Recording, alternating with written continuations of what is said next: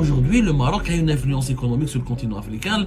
L'Algérie le constate à ses grands dépens, ou là à ses dépens, là sans grand regret, et elle veut rattraper son retard. Le retour du Maroc au sein de l'Union africaine 2017, l'ouverture de pas mal de consulats africains à l'Aïoun au Sahara occidental qui reconnaissent la marocanité du Sahara occidental, l'augmentation de la présence économique, ou le renforcement de la présence économique marocaine en Afrique. Donc il y a une présence forte économique et diplomatique du Maroc. Je fais les derniers projets, le gazoduc Nigeria-Maroc sur lequel le Maroc travaille. Le Maroc qui a proposé une alliance économique et stratégique avec les pays du Sahel qui sont le Burkina Faso, le Mali, le Niger et le Tchad pour construire une nouvelle route maritime. Le Maroc a pris une longueur d'avance parce qu'il a commencé beaucoup plus tôt et parce qu'il a une économie diversifiée. Il a une véritable production industrielle, ce que l'Algérie n'a pas encore. Et le Maroc a une stratégie économique. La différence avec l'Algérie, c'est que le Maroc a une stratégie économique. Les relations que nous avons avec les pays africains sont déséquilibrées. On a que du pétrole et du gaz à offrir. On n'a rien d'autre à offrir. Aujourd'hui, le Maroc a une influence économique sur le continent africain. L'Algérie le constate à ses grands dépens, ou là à ses dépens, là sans grand regret, et elle veut rattraper son retard au niveau de l'influence économique et diplomatique sur le continent africain. Alors, ces dernières années, le retour du Maroc au sein de l'Union africaine 2017, l'ouverture de pas mal de consulats africains à l'Aïoun au Sahara occidental qui reconnaissent la marocanité du Sahara occidental, l'augmentation de la présence économique, le renforcement de la présence économique marocaine en Afrique, les échanges économiques et commerciaux de Marocains qui ont beaucoup été renforcés, qui ont augmenté avec les pays africains. Donc, il y a une présence forte économique et diplomatique du Maroc. Je fais les derniers projets, le gazoduc Nigeria-Maroc sur lequel le Maroc travaille depuis bien avant 2019, mais qui a pris une dimension importante en 2021, en 2022. Le Maroc qui a proposé une alliance économique et stratégique avec les pays du Sahel, qui sont le Burkina Faso, le Mali, le Niger et le Tchad, pour construire une nouvelle route maritime et une nouvelle route commerciale qui par la Mauritanie, mais pour connecter ces pays africains au nouveau port de Dakhla au Sahara occidental, pour leur permettre de ne plus dépendre des ports des autres pays de l'Afrique de l'Ouest, notamment d'Abidjan ou de Dakar. Alors que les trois pays du Sahel, le Burkina Faso, le Niger et le Mali ont voulu construire une alliance solide, un groupe qui s'appelle l'Alliance des États du Sahel et ils ont quitté officiellement la communauté des pays de l'Afrique de l'Ouest. C'est un processus de séparation d'ailleurs qui va durer une année, entre 2024 et 2025. Donc le Maroc se rapproche de ces pays-là, propose des alliances, les délégations marocaines qui débarquent à plusieurs reprises dans les capitales africaines, ça a réveillé l'Algérie. Ça a provoqué l'Algérie qui a toujours, jusqu'à avant le retour du Maroc au sein de l'Union africaine en 2017, c'était le leader naturel des pays notamment du Sahel.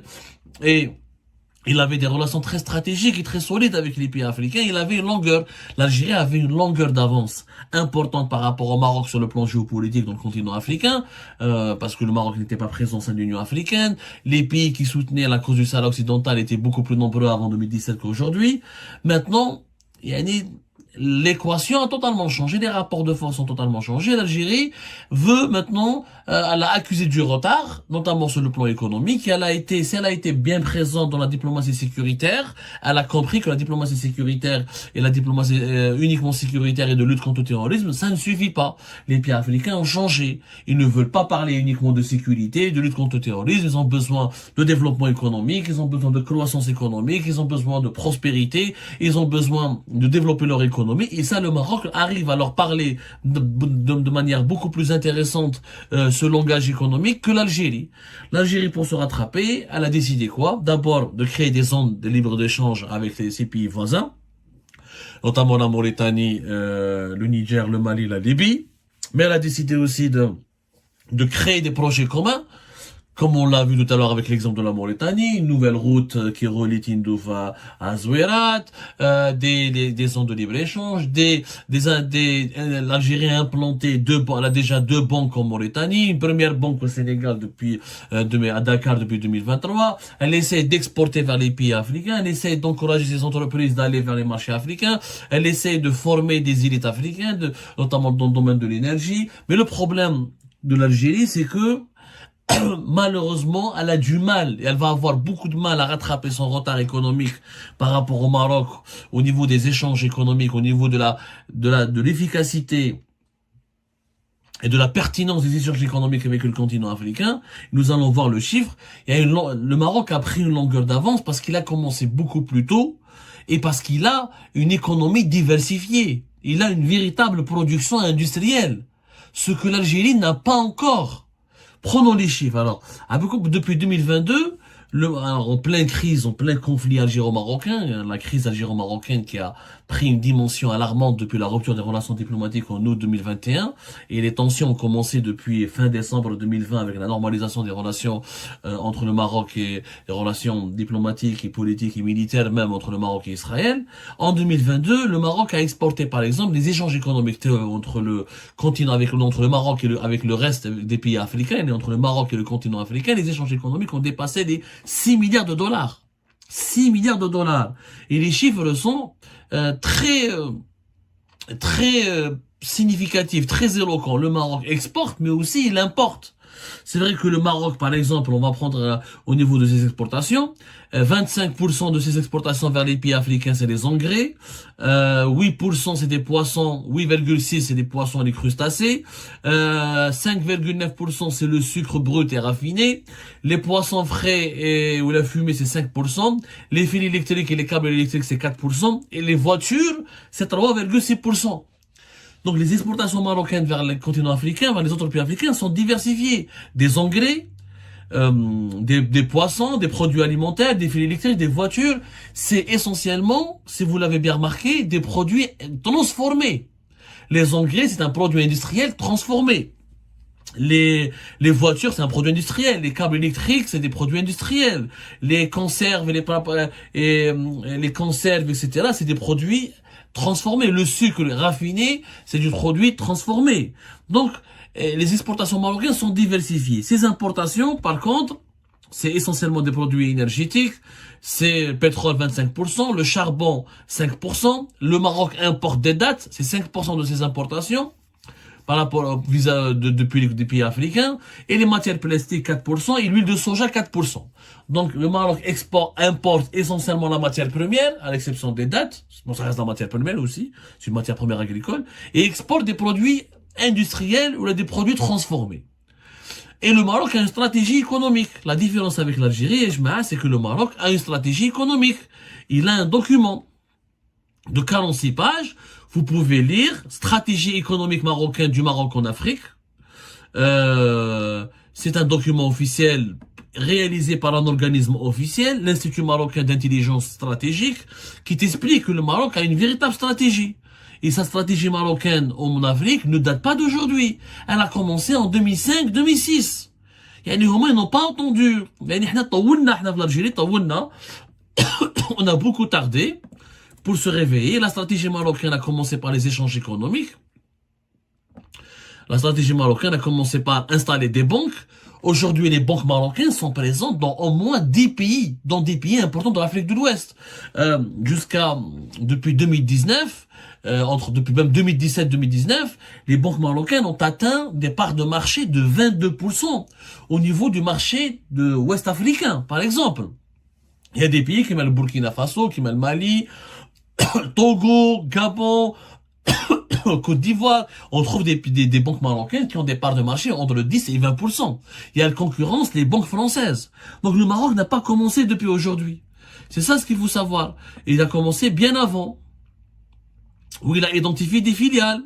Le Maroc khadem. Et depuis, la stratégie Taouadi, elle a commencé à être payante. Les chiffres sont les suivants. Par exemple, les exportations marocaines vers le continent africain ont augmenté de 28% en 2021. Ensuite, entre la période 2020 et 2022, les exportations marocaines vers les pays africains ont augmenté de 66%.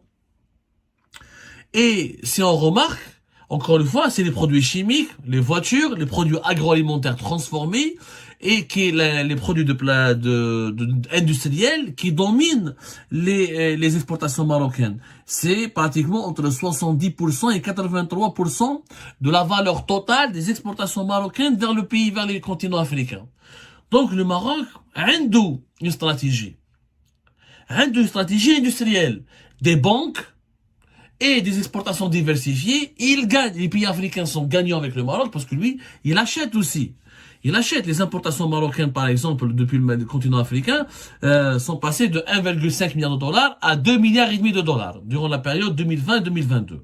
Donc, les pays africains ils gagnent quelque chose avec le Maroc. Mais l'Algérie, on a بعاد. D'abord, parce qu'on n'a pas, on n'a pas une industrie. On ne produit pas beaucoup, d'ailleurs, on ne produit pas suffisamment pour nos propres besoins nationaux. Et nos exportations hors hydrocarbures, mis à part le pétrole et le gaz, elles sont faibles. Durant par exemple, 9 premiers mois de l'année 2023, les exportations hors hydrocarbures toutes les exportations hors hydrocarbures de l'Algérie étaient de 3,8 milliards de dollars. En baisse, alors qu'elles étaient de 4,5 milliards de dollars durant les 9 premiers mois de l'année 2022, et par rapport à la même période. Les 79% de nos exportations hors hydrocarbures, c'est des demi-produits qui sont essentiellement les engrais et le ciment. Surtout les engrais. Quand les prix du gaz a baissé, les prix des engrais ont baissé. Donc on exporte hors pétrole essentiellement des engrais. Il y a un peu de ciment. Les produits alimentaires, c'est 7,3%. On a un peu d'électricité. Voilà, l'électricité, on a beaucoup exporté d'électricité. Entre fin septembre 2022 et fin septembre 2023, on a exporté pour 142 millions de dollars d'électricité. Mais les produits alimentaires, par exemple, on a exporté pour uniquement 45 millions de dollars. Donc, on n'a pas de quoi exporter. On n'a que le pétrole et le gaz. Sauf que les marchés traditionnels de l'Algérie pour le pétrole et le gaz, ce ne sont pas les pays africains. Ce sont les pays européens. On a des contrats à long terme avec l'Espagne et l'Italie. On a aussi des contrats avec la Turquie et la Grèce. On a aussi des contrats avec la France et le Portugal. Ce sont eux les clients de notre gaz et essentiellement les clients de notre pétrole. Et c'est pour ça que nous n'avons pas beaucoup d'échanges économiques avec les pays africains qui n'ont pas d'argent, beaucoup d'argent pour acheter notre pétrole et notre gaz. Et il y a d'autres fournisseurs qui sont le Nigeria, l'Angola, qui sont beaucoup plus proches de ces pays africains, les autres pays africains qui leur vendent leur pétrole et leur gaz. Maintenant, quand on prend les chiffres de l'Algérie, on prend la période, par exemple, on a pris les chiffres du Maroc, les chiffres de l'Algérie, une période de, on va dire, d'un 2000 jusqu'à 2017. C'est une étude qui a été faite d'ailleurs. Les échanges de l'Algérie, par exemple, l'Afrique ne représente que 3% des importations de l'Algérie, uniquement 4% de ses exportations. Et de la période 2001-2017, c'est la période qui a été prise par une étude qui a été réalisée en Algérie par un important, le CREAD, qui est un centre de recherche universitaire important à Alger. C'est l'Algérie a exporté vers le continent africain en moyenne, les exportations d'Algérie, c'est 1,7 milliard de dollars. Et les importations de l'Algérie depuis les pays africains, c'est 1 milliard de dollars. La moyenne annuelle de nos échanges économiques avec le continent africain, c'est 2,7, même pas 3 milliards de dollars. Alors que les échanges économiques du Maroc avec les autres pays africains, c'est plus de 6 milliards de dollars. Donc il y a une grande différence, nous avons un retard. Le Maroc réalise le double, 2 fois plus d'échanges économiques et commerciaux avec l'Afrique que l'Algérie. Et encore, qui chauffe les échanges économiques les plus importants d'Algérie avec les pays africains, c'est essentiellement les pays de l'Afrique du Nord. Auparavant, c'était la Tunisie, jusqu'à 2021, c'était la Tunisie, le Maroc et l'Égypte. On exportait beaucoup par le Maroc, on leur donnait du gaz, il y avait le gazoduc Maghreb-Europe qui passait, mais depuis la fin du gazoduc Maghreb-Europe en octobre 2021, et depuis la rupture des relations diplomatiques en août 2021, l'Algérie a tourné totalement le dos au Maroc, donc le Maroc n'a pratiquement plus aucun échange, aucune relation économique avec le Maroc. Le pays africain le plus important avec lequel on fait du commerce et on fait de l'économie, et on fait du business plutôt, c'est l'Égypte. L'Égypte, par exemple, pour l'Égypte, mais 99% de nos exportations vers l'Égypte, c'est du pétrole, c'est des hydrocarbures. 99%. ما عندناش une industrie, ما نبيعولهمش حاجة أخرى. Par contre, les importations تاعنا depuis l'Égypte sont plus diversifiées. Les produits industriels, par exemple, 40% des importations de l'Algérie depuis l'Égypte, c'est les préparations alimentaires pour les boissons, c'est le cuivre et les ouvrages en cuivre, c'est les matières pour le plastique et ouvrages en matière plastique.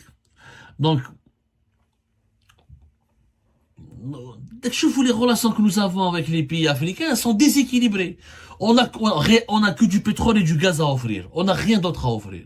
Et comme notre pétrole et notre gaz, et c'est essentiellement pour les pays de l'Union européenne représente presque 60, plus de 60% de nos exportations des hydrocarbures et plus de 50% de nos importations de toutes matières confondues. Donc, on est très lié à l'Europe. Donc, on est tellement lié à l'Europe du point de vue du business qu'on a du mal à trouver des terrains ou à identifier des projets communs avec les pays africains. Pour une raison qui est simple, nous n'avons pas de production nationale, nous n'avons pas d'industrie. Si on veut rivaliser avec le Maroc, il faut faire quoi? Il faut que l'Algérie ait un secteur privé qui arrive à produire. Mais les groupes privés, les patrons, les hommes d'affaires algériens sont en prison, les groupes privés sont déstructurés, des licenciements, ils n'arrivent pas à travailler, ils n'arrivent pas à évoluer dans leur propre pays. Alors que le Maroc a des groupes privés plus dynamiques que les groupes algériens. Ils arrivent à exporter vers les pays africains. Ils arrivent à investir. Le Maroc, depuis 2005-2006, il a commencé à avoir trois importantes banques qui se sont installées à l'étranger. Maintenant, jusqu'à 2019, elles sont présentes dans pas mal de 10 pays africains. On parle de plus de 40 filiales, 3 succursales. Donc, le Maroc s'est préparé, qu'il a une stratégie basée avec un secteur privé qui est là, avec une économie diversifiée, avec des produits industriels. Qu'est-ce qu'il veut exporter vers les pays africains? Des produits chimiques, des produits électriques, des voitures, des produits mécaniques et des produits alimentaires transformés. Qu'est-ce qu'on va vendre aux pays africains?